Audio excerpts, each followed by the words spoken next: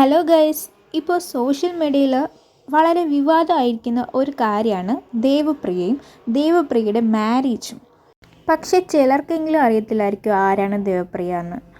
എന്താണ് ആ കുട്ടിയുടെ മാരേജ് ഇത്ര വിവാദമാകാനുള്ളത്?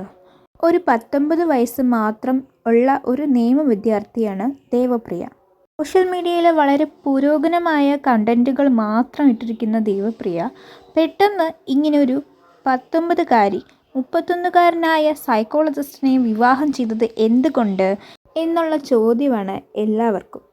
ഡിസംബർ 17-നായിരുന്നു ദേവപ്രിയയുടെ മാരേജ്.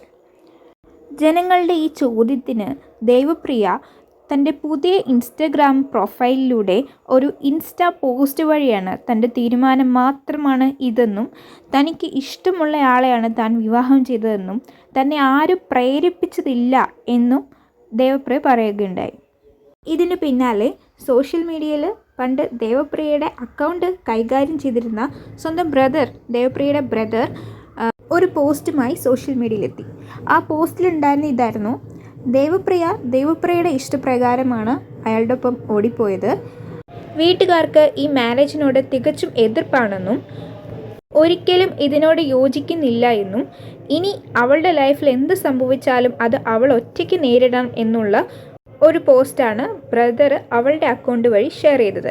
ഇപ്പോൾ ആ അക്കൗണ്ട് നോക്കുകയാണെങ്കിൽ പ്രൊഫൈലുമില്ല, എല്ലാ പോസ്റ്റുകളും ഡിലീറ്റ് ചെയ്ത മാതിരിയാണ് കിടക്കുന്നത്. സോ കൂടുതൽ വിവരങ്ങൾക്കായി ലൈക്ക് ചെയ്യുക, ഷെയർ ചെയ്യുക, സബ്സ്ക്രൈബ് ചെയ്യുക.